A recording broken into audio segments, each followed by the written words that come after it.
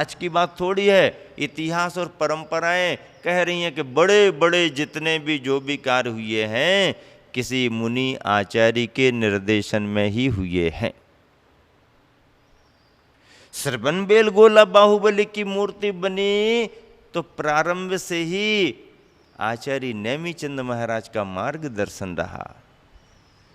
इस शिलाखंड को तराशो, इस मुहूर्त में तराशो, इस तरीके से तराशो, ऐसा निशान लगाओ, ऐसा करो, वैसा करो, ये करो, वो करो, और करते करते करते करते करते करते करने वाले के मन में भाव आने लगा। आचार्य महाराज तो मार्गदर्शन देते रहे, लेकिन माँ का सपना पूरा करने के लिए जो आगे बढ़ा चामुंडराय, तो जब प्रतिमा बन के तैयार हो गई तो उसके मन में आया, ओहो मेरे द्वारा दुनिया में एक अद्भुत काम हो गया है, बड़ा काम हो गया है। और उसके मन में अहंकार का भाव भी अंदर अंदर कहीं आ गया।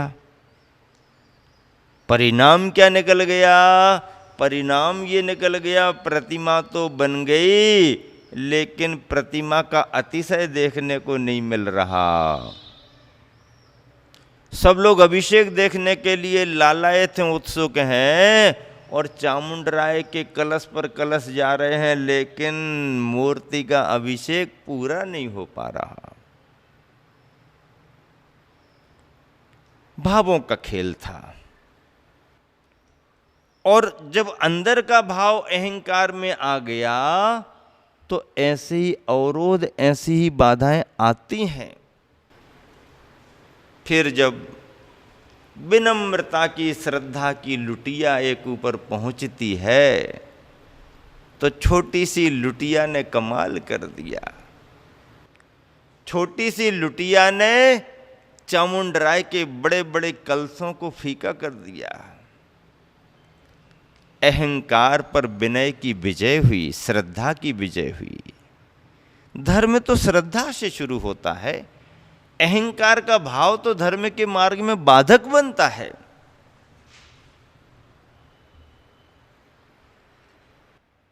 गुरुवर आचार्य श्री बार बार कहते हैं कि बड़े से बड़े काम भले ही हो जाएं, पर मन में बड़प्पन का भाव नहीं लाना, मन में अहंकार ममकार का भाव नहीं लाना, तो तुम्हारा कर्तव्य समय सार जैसा हो जाएगा कि कार्य तो पूरा हो गया, कर्तव्य मान करके किया, बाकी कुछ नहीं।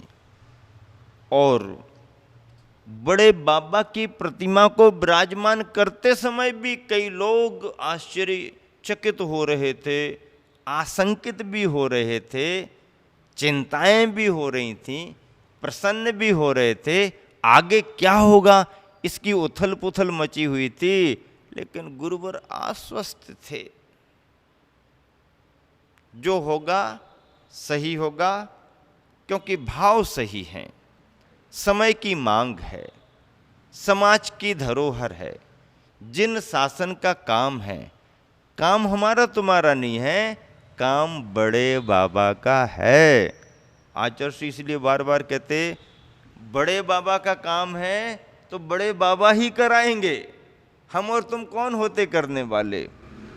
और जब बड़े बाबा की प्रतिमा उठ करके जा रही थी तो जाने के कई महीनों पहले आचार्य ने कह दिया, चिंता मत करो, बड़े बाबा की प्रतिमा फूल की तरह उठ करके जाएगी, फूल की तरह।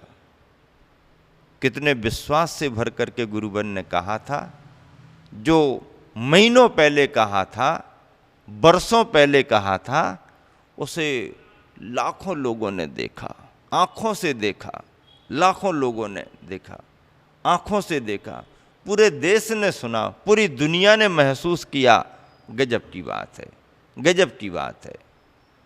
15 फीट ऊंची प्रतिमा सामान्य बात नहीं, 1500 वर्ष पुरानी प्रतिमा सामान्य बात नहीं, बाहुबली भगवान की प्रतिमा 1000 और 25-30 बरस हुए होंगे, 35 बरस हो गए होंगे, क्योंकि 981 ईस्वी सन में प्रतिष्ठा हुई, 1981 में 1000 बरस हुई, तो उसके बाद और मिला लो तो उसको 1000 बरस और कुछ बरस हुए। लेकिन बड़े बाबा की प्रतिमा को बने 1500 वर्ष से भी ज़्यादा हो गए।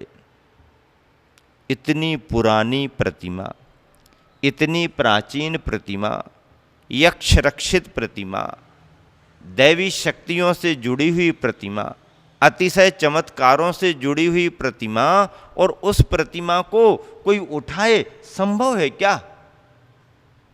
कोई हाथ लगाए संभव है क्या? सामान्य व्यक्ति के बस की बात थी क्या? नहीं, सामान्य व्यक्ति के बस की बात नहीं थी। गुरुवर ने कितने कितने वर्षों तक तपस्या और साधना की है, बड़े बाबा के नाम की मालाएं फेरी हैं, पूरे संघ ने मालाएं फेरी हैं, तब कहीं जाकर के इतना बड़ा कार्य निर्विघ्न रूप से सानंद संपन्न हुआ है। निर्विघ्न और सानंद संपन्न हुआ है। ये इस युग के लिए, दिगंबर जैन समाज के लिए और हम सब के लिए गर्व और गौरव की बात है। गर्व की भी बात है, गौरव की भी बात है, क्योंकि प्रतिमा जिस जगह पर विराजमान हुई है और जो मंदिर बन रहा है, हजारों हजार साल के लिए, हजारों हजार साल के लिए जिन शासन सुरक्षित हो गया, बीतरागता की प्रतिमा सुरक्षित हो गई, बीतरागता का आयतन मंदिर बन रहा है, इतने अच्छी नक्काशी और शिल्प के साथ बन रहा कि लोग जब देखते हैं तो दंग रह जाते हैं, आश्चर्यचकित हो जाते हैं। आज भी इस समय ऐसा बन सकता है क्या? बन रहा है। दिगंबर जैन समाज का पुण्य है, सारी समाज की धरोहर है, पूरे देश की धरोहर है। प्रबंध के रूप में कोई समाज, कोई कमेटी सब करती है, पर धरोहर तो पूरी समाज की मानी जाती है, बीतरागता तो पूरी समाज की है। तो गुरुवर आचार्य श्री का कहना है कि बिना नींव के, बिना स्तंभों के कोई भवन टिकता नहीं है, नींव मजबूत करो भैया। आज तो ऐसा है कि ऊपर की चमक धमक दिखाई दे रही है, अंदर खोखला खोखला पड़ा हुआ है। जितनी पूंजी है सब ऊपर ऊपर लगाने में लगे हैं, अंदर कुछ है ही नहीं। आचार्य महाराज कहते हैं कि ऊपर की चमक धमक दिखे ना दिखे, कोई ज्यादा लेना देना नहीं, फाउंडेशन मजबूत होना चाहिए। साधना और स्वाध्याय के बल पर जीवन में मजबूती आती है और उसका परिणाम धर्म की प्रभावना के रूप में सब तरफ देखने को मिलता है। विनय के बिना ज्ञानादिक सब गुण बेकार हैं।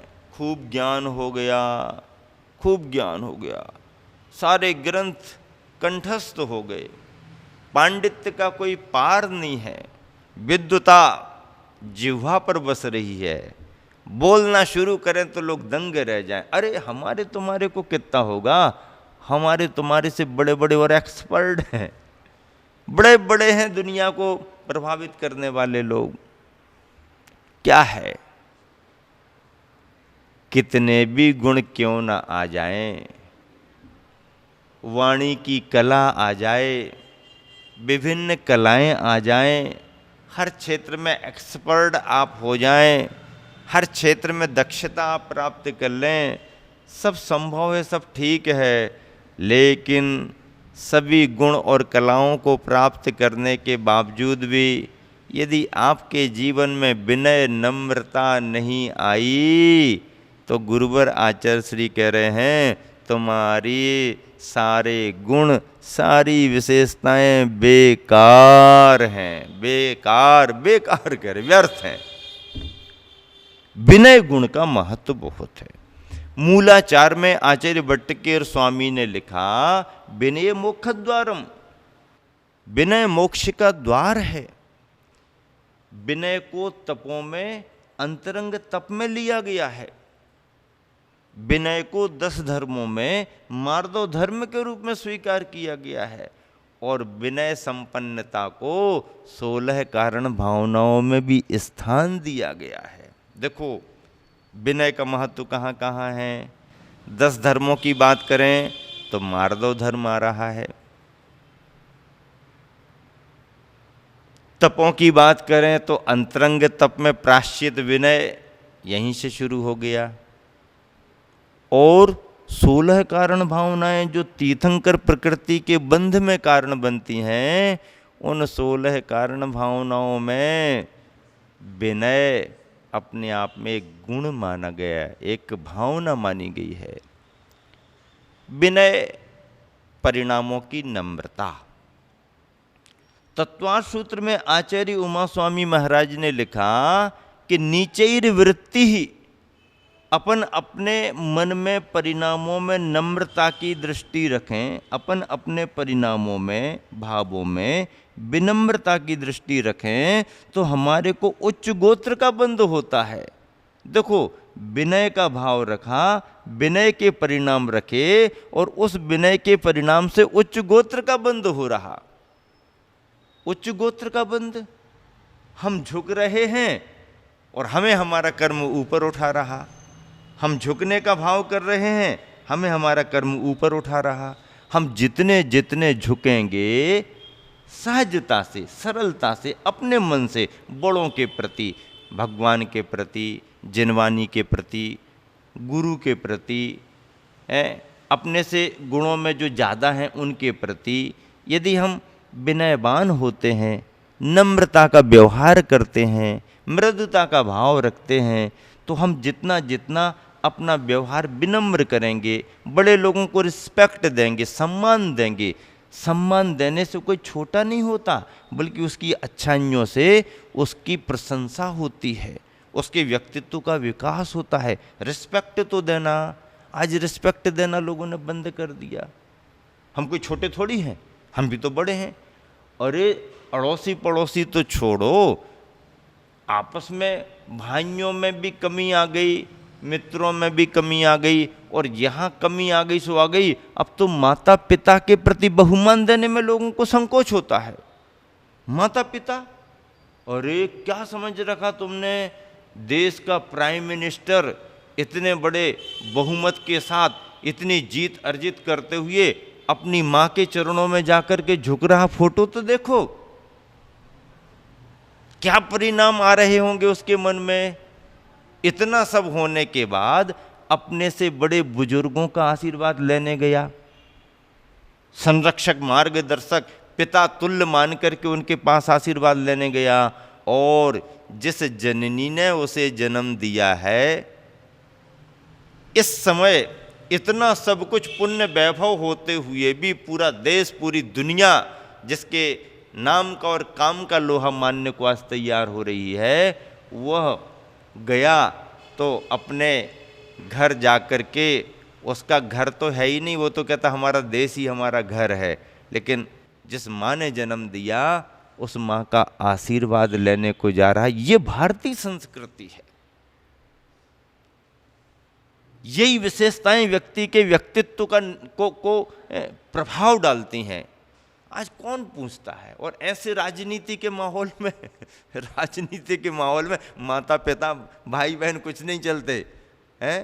कहते ना, पैसा और धन पैसा में, बाप बड़ों ने भैया सबसे बड़ो रुपया। जब ये हैं तो सब अपने हैं, और इसमें थोड़ी कमी आगे पीछे हो जाए, भैया बाद में देखेंगे, भैया बाद में मिलना, हाँ भैया बाद में मिलना। ये दुनिया है, वो राजनीति है। लेकिन राजनीति में भी यदि कोई ऐसा करता है तो उसने जीवन को समझा है, जीवन के तत्वों को समझा है, जीवन के सार को पकड़ा है। देश सेवा अपनी जगह है, पर धर्म और भारतीय संस्कृति की परंपराएं किस तरीके से आगे बढ़ सकती हैं। हजार बातें बोल करके भी जो हम प्रभाव नहीं डाल सकते, वो बिन बोले अपने विनम्रता के व्यवहार से डाल सकते हैं। आचार्य विद्यासागर जी महाराज जी ने अपने जीवन में किया क्या? स्वयं आचार्य श्री कहते हैं कि मेरे को तो भाषा भी नहीं जमती थी, इतना सब संस्कृत का पढ़ना भी नहीं आता था, लेकिन मैंने तो केवल गुरु की सेवा की, गुरु की विनय की, गुरु की सेवा विनय, और विनय सेवा विनय सेवा विनय सेवा का ही ये फल है कि आज जो कुछ भी दिख रहा है वह गुरु की सेवा का फल है, गुरु की विनय का फल है।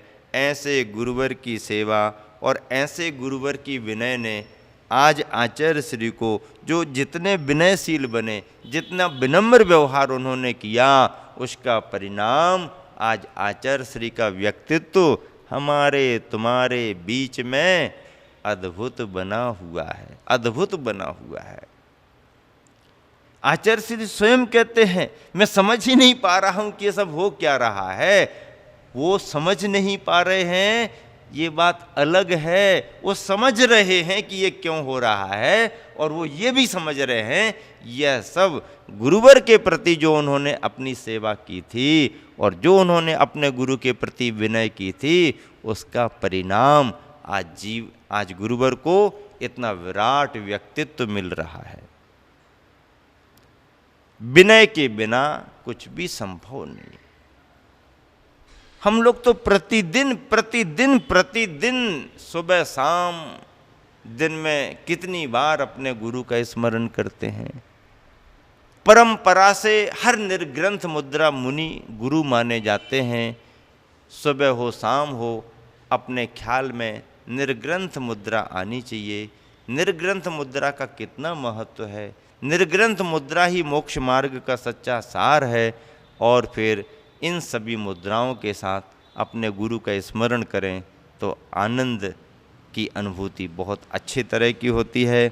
ये सब विनय गुण में ही समाहित होते हैं। खूब योग्यता प्राप्त कर लो, खूब बड़े से बड़े काम कर लो, खूब पब्लिसिटी हो जाए, खूब बड़े बड़े कार्यक्रम कर लो, देश दुनिया को खूब प्रभावित कर लो, सब ठीक है। पुण्य के योग से सब हो जाता है। कुछ कम ज़्यादा भी हो जाए तो कोई फर्क नहीं पड़ता है। लेकिन यदि परिणामों में नम्रता नहीं है, परिणामों में विनय का भाव नहीं है, तो उस विनय के अभाव में वो सब फीका फीका ही होगा, फीका फीका ही होगा, फीका ही फीका होगा। क्यों? क्योंकि मिठास तो विनय और नम्रता से ही आती है। स्थायी प्रभाव तो विनय और नम्रता से ही बनता है। गुरुवर देखो पद्यानुवाद में कितना अच्छा लिख रहे हैं। जल बिन कब हो जल में उठती लहरें, जल के आश्रित हो